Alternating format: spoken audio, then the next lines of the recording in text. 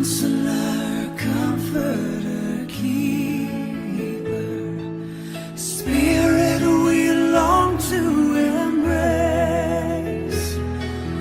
You offer hope when our hearts have hopelessly lost our way. Oh, we've hopelessly lost. Matul din il-ġimgħa li bdejna l-bieraħ bħatt il-falm, il-liturġija tlaqqana ma' 3 dixxipli li huma importanti ħafna fil-Vanġelu. U kull darba tqabbel dixxiplu ma' ieħor, qisu chiaroscuro, biex fid-dalma tal-wieħed jidher l-emil tal-ieħor u viċi versa. Illum qudiemna għandna lill-ewwel dixxiplu, lill-dixxiplu Marija. Il-mixja tagħna llum hija f'Betanja u Marija llum tiġi mqabbla ma' Ġuda. Dawn iż-żewġ dixxipli ta' Ġesu li jħarsu u jesperjenzaw il-ħajja b'mod għal kollox differenti. Illum niltaqgħu ġo Betanja, fil-post fejn mill-mewt ħarġet il-ħajja, fejn biddel il-mulej dak li jgħid is-salm inti bdilt fis-sfin il-għali tiegħi. U f'dan il-post issir ikla ta' ratti l-ħajr. Ikla ta' Ewkaristija, ikla ta' ringrazzjament.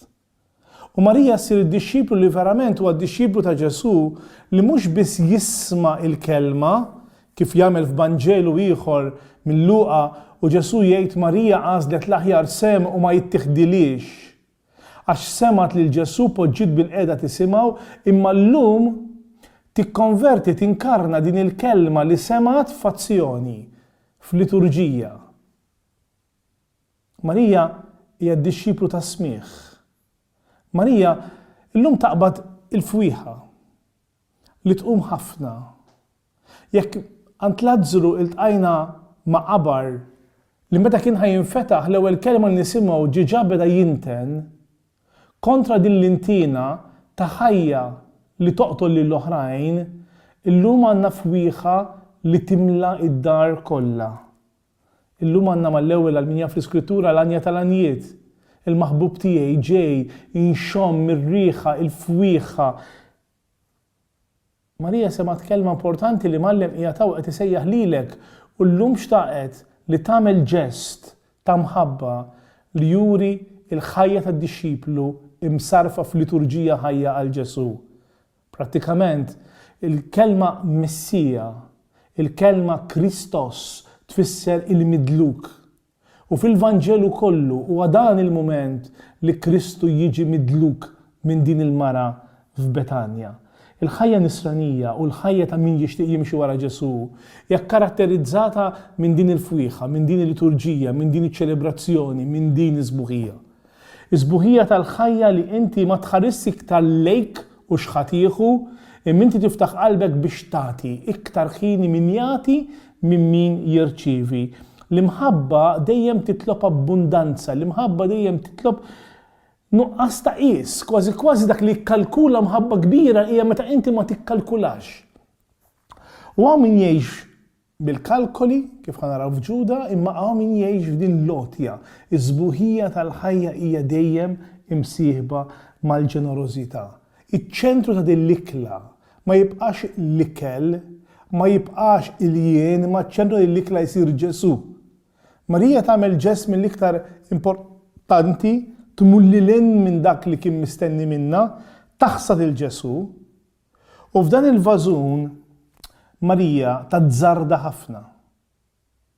Tazzarda għax ħliet, biex nużaw il-kelma li juża Ġuda, vażun fwieħa li kien jiswa il-prezz ta' sena xogħol, propju biex tagħmel ġest liturġija biex turi kemm kienet tħobb il-Ġesu u li fil-Vanġelu jgħidilna li kien iħobbhom ħafna.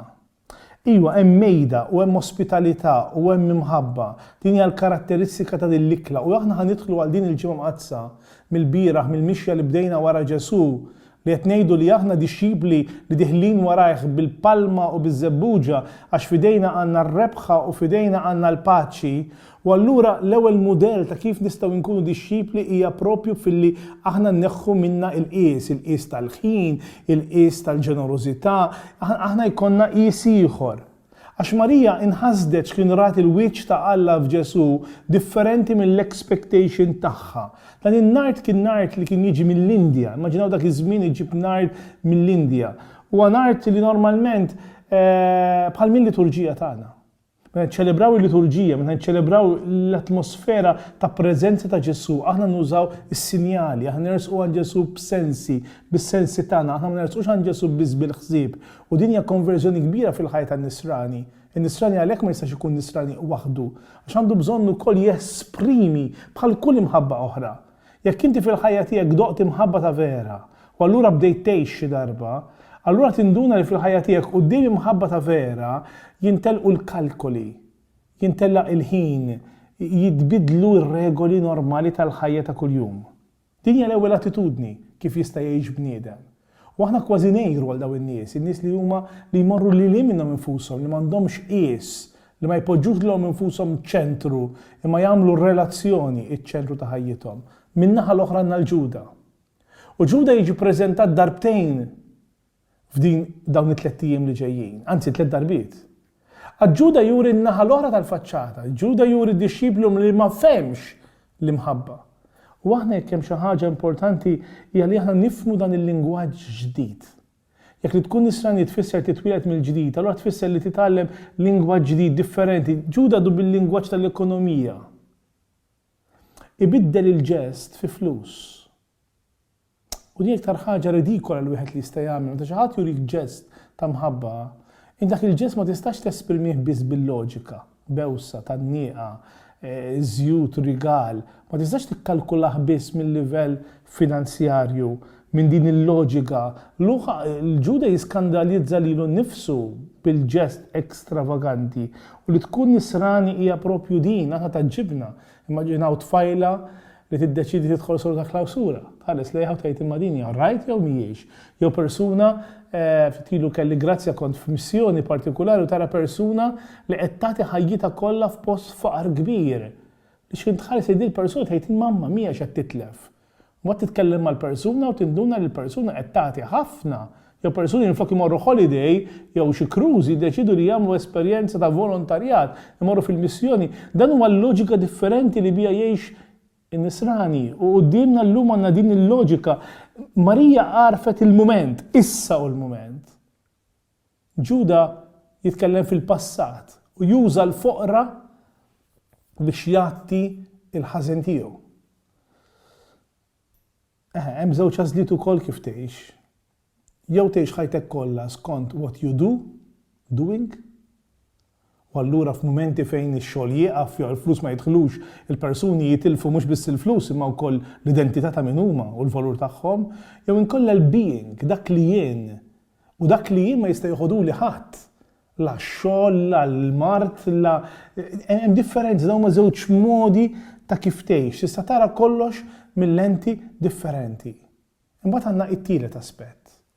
Il-Vanġelu tal-lum jurina li bħala nsara wieħed mill-iktar valuri importanti li qed jintilfu fil-kultura tagħna huwa l-valur tal-ħbiberija. Marija tagħmel ġest ta' mħabba biex turi l-ħbiberija intima li kellha ma' Ġesu. Ġesu li quddiem dan il-ġest, Marija li l-ħajja tagħha kollha hija kkaratterizzata li hija oħt Marta u oħt Lażru, imija wkoll ħabiba importanti, disċiplu importanti ta' Ġesu. U aħna wkoll fil-ħajja tagħna nistgħu ngħaddu minn individwu għal persuna jekk aħna niftħu qalbna għall-oħrajn. Speċjalment ir-relazzjoni tal-ħbiberija ma tistax tkun spiritwali mingħajr ma l-imħabba tinkarna fi ħbieb. L-ikbar qaddising bark nieħdu l-Antik Testament insibu lil Rut u lil Naomi li jsiru ħbieb, Alla tiegħek isir l-Alla tiegħi, il-poplu tiegħek isir il-poplu tiegħi, il-persuna li jkissru l-boundaries minn ma' xulxin biex jimbnew f'ħbiberija, jew nkella għandna lil David u lil Jonathan fil-Bibja, żewġ ħbieb li jagħtu ħajjithom għal xulxin. Li fl-aħħar David jgħidlu l-imħabba tiegħi lejk Jonathan hija kienet iktar mill-imħabba li kelli għat tfajliet. iktar minn mħabba li kelli għan-nisa tiegħi. Għax inti fil-ħajja tiegħi sirt vera importanti. Dan huwa valur importanti li tpoġġa qudiemna llum. Il-persuna li kapaċi tħobb u tibni relazzjoni. Waħna mitlubin li ma jkollniex biss relazzjoni uffiċjali ma' xulxin, ma li ħbiberiji ta' vera fejn tinżal maskra fejn tfiq.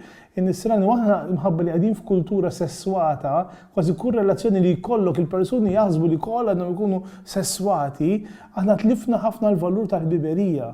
U n-nisrani u l-komunità nisranija titlob li aħna jkollna ħbiberiji intimi ma' xulxin. L-insara, il-ħbib ta' Ġesu jintarfu billi jkunu huma wkoll ħbib bejniethom. Li r-rigal li aħna nagħtu lil xulxin ikun verament espressjoni tal-imħabba li hemm fil-qalb.